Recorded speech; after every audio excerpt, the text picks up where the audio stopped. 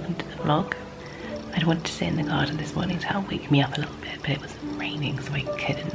I'm currently reading On Writing by Stephen King, and I will update you in the next hour with my thoughts and how it's going. First hour I read about 24 pages, which isn't too bad.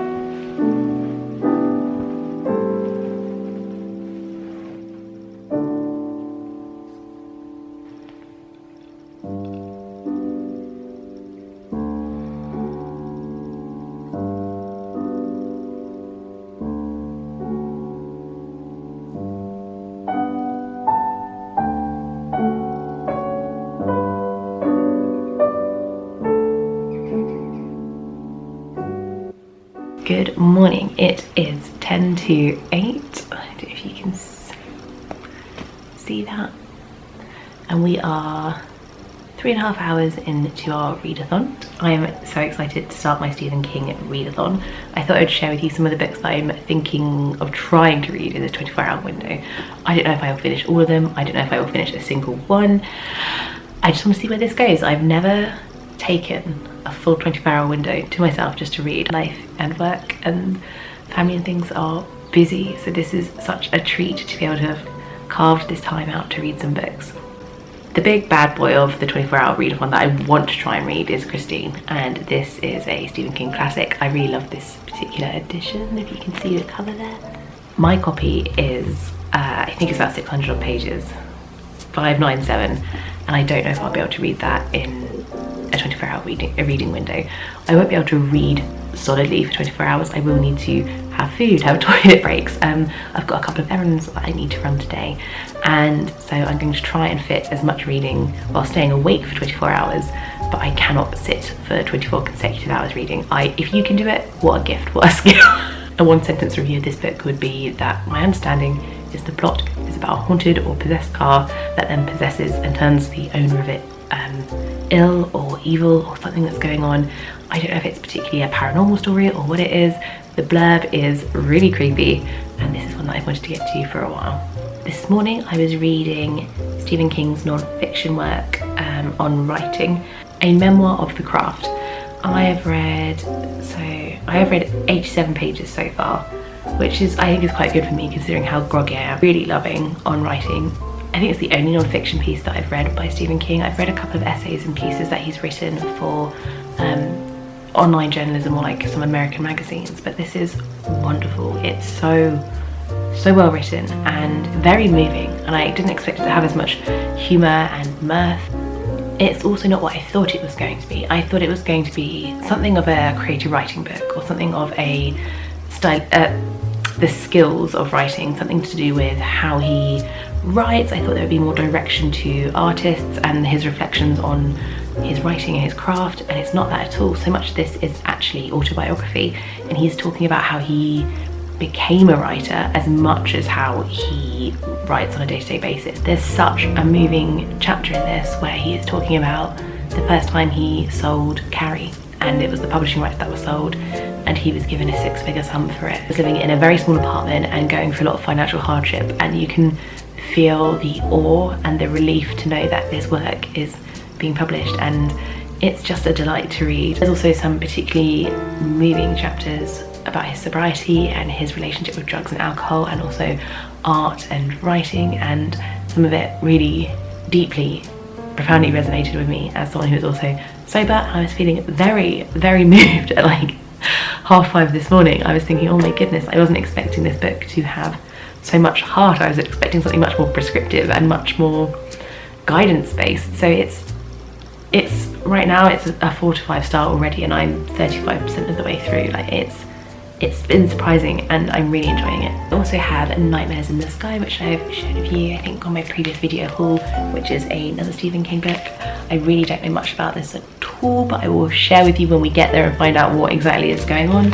I don't know whether this is non-fiction or fiction, but I can't wait to find out. On my Kindle, I would like to try and get to his novel The Mist. I've heard that's really good, really creepy. That's also on my sort of summer TBR anyway, and if I can squeeze that into this readathon, that would be amazing.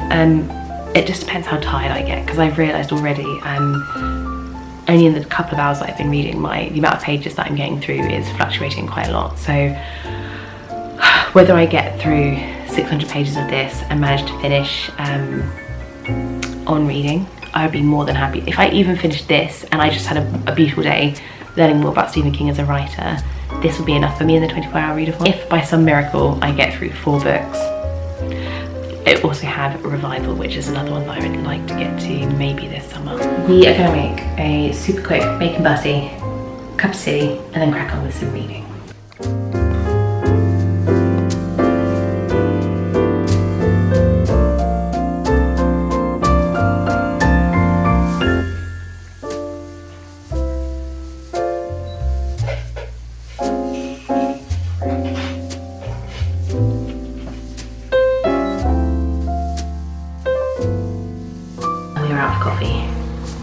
All of the coffee. I need a little bit of caffeine. We are treating ourselves to a cheeky little Starbies and maybe a croissant.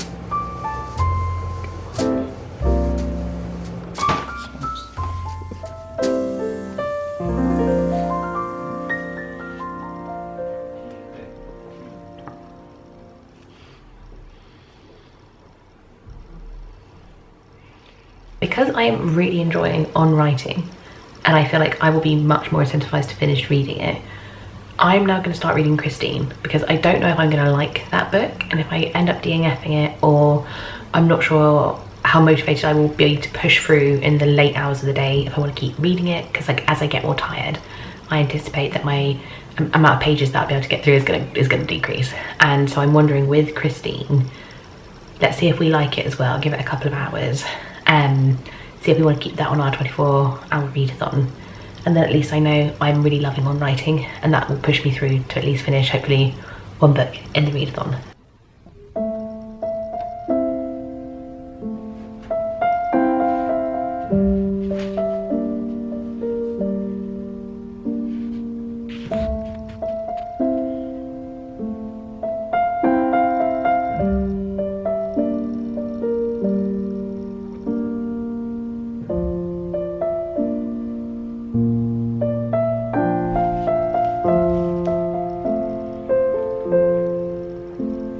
Is I think about 10, and I've been reading Christine. Very different writing style to the other Stephen King books that I have read so far, but it's not at all like It or Carrie or Pet Sematary or Salem's Lot. The narrator is a teenage boy. It's first person narrative, and I think because it's being told through his voice, there's a lot of slang and colloquialisms, and I am 44 pages in. I think the term that I'm looking for is that King is using a lot of naturalistic language, and that's very different for me compared to the other books of his that I have read. Straight away we are told that there's something wrong with his car. There are sort of lead narrator definitely gets a vibe something's not right, so there's a very slow building sense of dread, because we've had no evidence that there's something being wrong with her, as in her, the car, which is Christine, but he has just got this kind of omniscience about it. There's something that he knows or feels, and his intuition at the moment is like screaming at him that his friend shouldn't be purchasing this car. His friend's called Arnie, and he is the one that has this really overpowering sudden infatuation with this beat up old 50s car that he sees at the side of the road. I guess we're going to see where it goes. I'm in 2 minds whether to read another 50 or so pages and see how I feel about the book in general. Right now it's fine, I don't want to put it down, I don't want to DNF. But I think I'm going to try and finish on writing now, so I know that at least these are the 2 contenders in the game for my 24-hour readathon.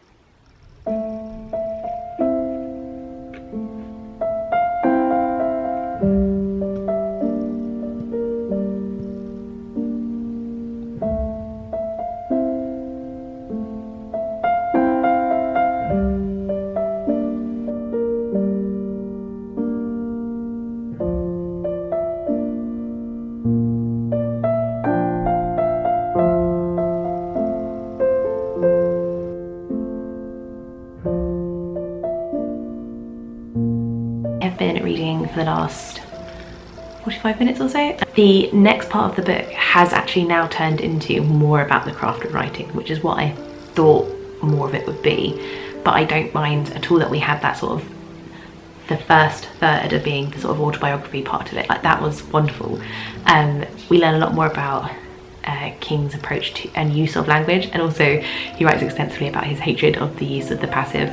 He walks the reader through a lot of basic grammatical things and his own opinions on certain grammar rules. He's very keen on, I would say, an economical use of language. So hopefully I will be done with this before midday, maybe.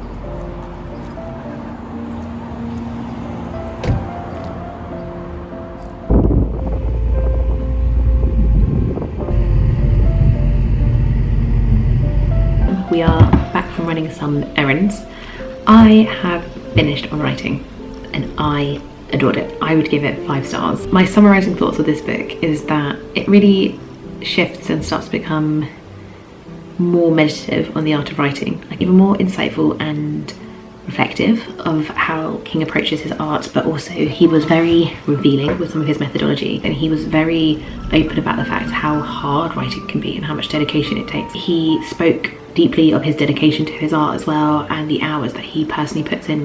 The next book that I want to pick up is this, which I showed you earlier. This is Nightmares in the Sky, Gargoyles and Grotesques. I was just getting the introduction and it was saying this is meant to be like an essay or something that he's written, that King has written, inspired by this artwork and these photographs and imagery, and they've worked together to kind of create something that is a companion piece to each other. So the story is interwoven with these images.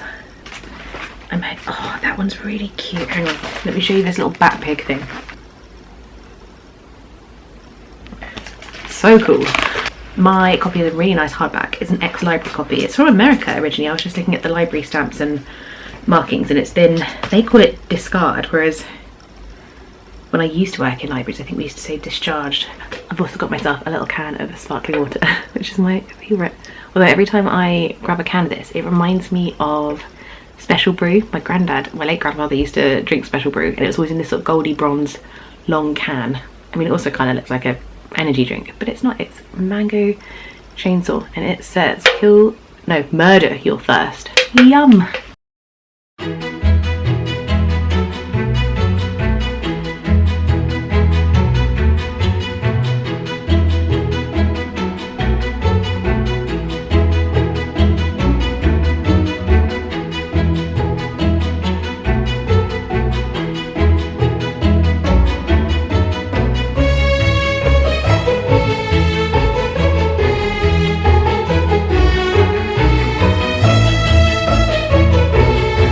Wanted you to know by this very unflattering angle that it has really started to pour, and I've got the top window open in my bedroom and I can just hear the rain, and it's so relaxing. I've got my little light on and I've got a cozy blanket, and I've nearly finished this book, and it is so, it's lovely. I feel very contented right now. This is a really weird book. I'm struggling what to rate it because a extended essay of sorts, but it's weird. I would probably give it a 3-star. Probably wouldn't recommend, and can also probably now see why it's not on or featured in a lot of videos on YouTube to do with book hauls and content related to Stephen King. To recap, we have read On Writing, we have read Nightmares in the Sky, we were over 100 pages, I think close to 150 in Christine, and I think we have, how long have we got left? 11.5 hours. Can I read 400 odd pages in 11 hours? Okay, so now what I need to do is get some caffeine, grab Christine and crack on. This is tiring, like reading consistently is tiring. I don't feel as bad as I thought I would. I feel like in the last hour my energy has really gone down.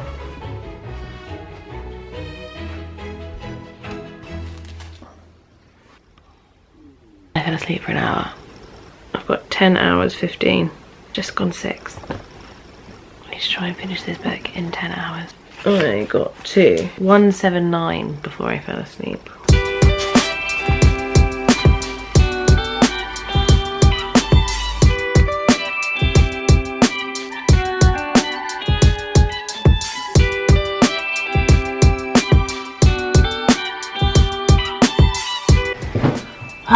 Right, we've got chicken and chips. I've got a burger. My love's got chicken.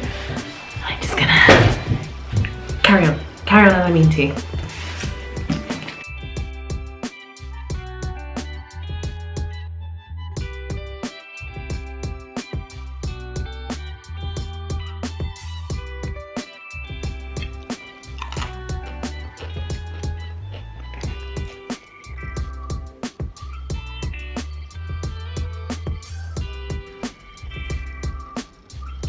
Plot-wise with Christine, it is slow, I would say. Like, he gets the car very quickly, Arnie, but it's slow to actually build up to any evil or malevolence happening. So I think if you went into this not knowing it was a sort of possessed car story or like what to expect, and like if you're new to Stephen King as well, this might seem a bit of a weird book,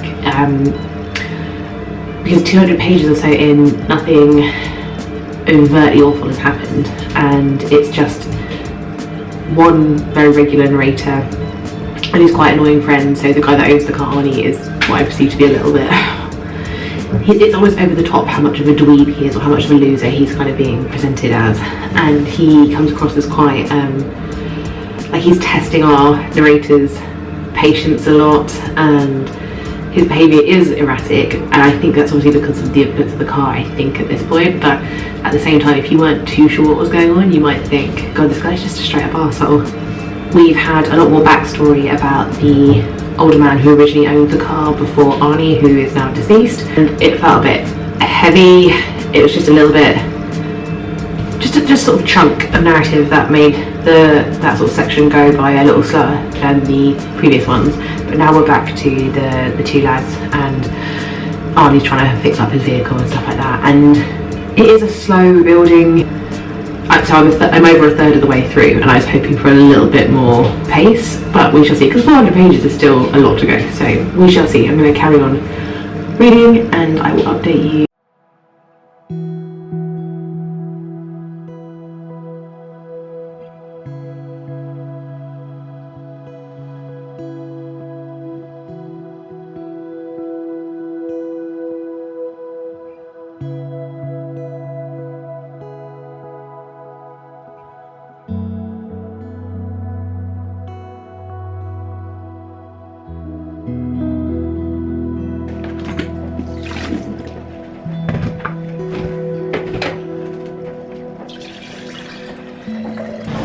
It is just 1:10. I read about 40, maybe just about 40 pages in the last hour or so, and I feel like I'm going down in pace. I think I'm just about to hit 400-ish. I'm trying to like update you in those sorts of incremental chunks. Arnie, the owner of the car, now has a girlfriend, and their relationship is starting to grow.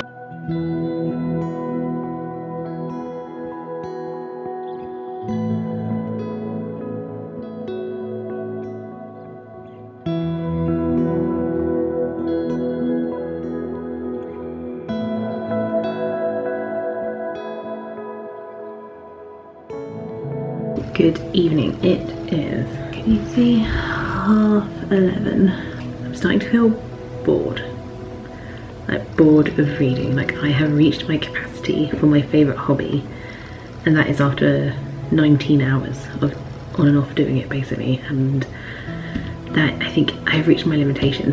So I don't know if I needed to have had more breaks and pauses throughout the day, or maybe pick 3 or 4 much different books. Hard to explain. I think staying with one author for an entire 24-hour intense window, when you struggle with your attention span and that sort of thing anyway, I think sticking with one author perhaps doesn't add enough interest or flavour for me personally. Like when I started this, I was so excited just to spend the day with Stephen King, but I'm stagnating a bit. I also think my choice of big novel for this readathon is a little drier, and like I said, it's around a 3-star for me at the moment, so that isn't super incentivizing me to keep reading at this point. But I'm almost feeling, in a reading sense, like overstimulated. It feels like there's a tiredness, and it's probably just eye strain or something like that, but I'm feeling very tired, and it's not like a physical tiredness. It's like I wanna watch some TV now or go get a workout in or something. Like I'm feeling, like I said, like 19 odd hours of doing this is like the absolute cap of how much reading I realised I would like to do in a day. Should I just call it quits and go to bed? Because I'm, like I said, it's not my energy I'm struggling with, it's like the focus, the attention is deficiting really hard.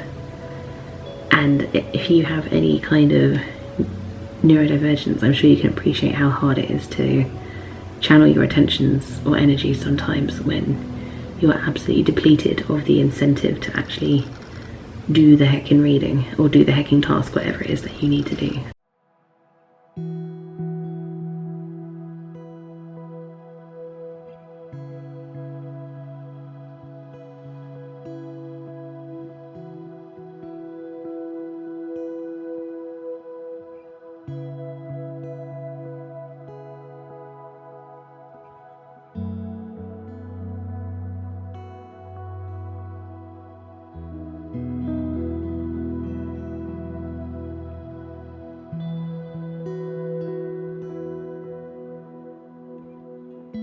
Is 2 AM. I feel like I'm just done with reading. Like I've never not wanted to continue reading. I am just at my capacity, at my peak for consuming the written word. I don't think I can stay up another 2 hours. At least I've learned for the next time I attempt to do a readathon that maybe I will have more success to push through the rest of the night if I pick a mix of books, or I think I've already said this, I'm so tired, excuse the repetition. I would pick a different mix of books and I would pick a mix of authors. I have not quite finished Christine. I made it this far and I'm gonna go sleep and then I'll talk to you in the morning. I might try and finish however much I've got left in the morning.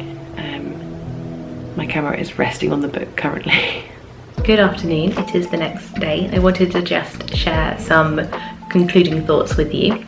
I finished this morning very easily the last, I think, 80 or so pages that I had left of Christine.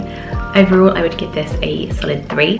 It was amazing this morning how much faster I could read not being sleep deprived. I'd always been really curious about this book because I don't know how anyone is meant to make a haunted car seem creepy or unsettling, and he managed to succeed very well. I would say for the first 3/4 or so, I wouldn't really say it was a thriller or fast paced. That was why it probably wasn't a 4-star for me. But the final 80 to 100 pages where they set this trap to try and catch this car and save their friend and all that kind of stuff, the inertia in that final 80 to 100, maybe 120 odd pages was phenomenal. Like that did have the speed, that did have that incredible battle plan as such that they'd created and what was going to happen and how the ending turned out.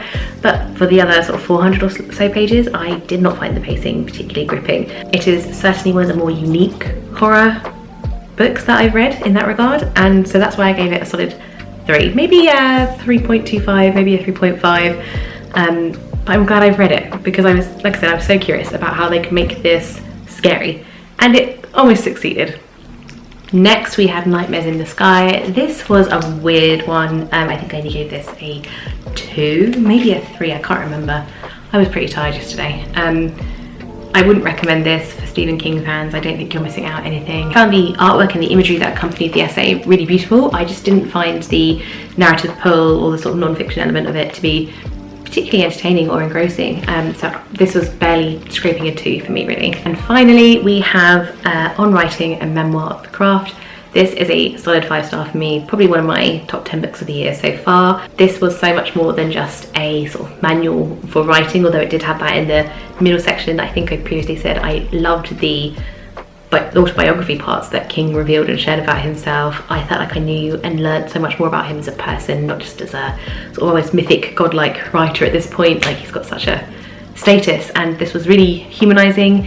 It was funny and it was moving, and I just couldn't believe how emotionally vulnerable it was. And also the ending sort of third of it is when he talks about his very severe car accident. He was hit while going for a walk, and he talks about his treatment and then his recovery and his return to writing, because it sounds like it was one of the only periods in his life where he wasn't able to write because he was incapacitated. And all of it just amazing, like solid 5 stars. Don't feel particularly sad that I made it to 22 hours rather than 24.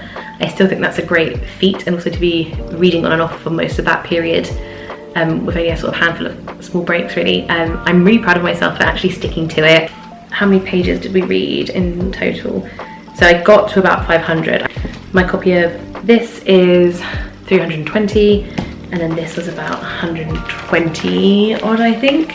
So that comes to 940 odd pages, and I just think I'm really proud of being able to read that amount in a 22-hour window. I also think the challenge was a nice reminder to myself to be more intentional with carving out time to read. Life is really busy, and reading is one of my greatest pleasures. So thank you for watching if you've made it this far. If you have read any of the books that I've read during this readathon, do let me know your thoughts. If you read on writing, what was your greatest takeaway from it? Because I felt like I learned so many things from King in this sort of autobiography, memoir type work. I feel like I could talk about it for forever, but I won't, I'll let you go. Please do like, comment and subscribe. I have so many more videos coming up for the rest of this summer, and I've also got some time off, so I'm hoping to be able to achieve some of my other goals related to YouTube in addition to my reading goals this year. Do take care of yourself, and I'll see you soon.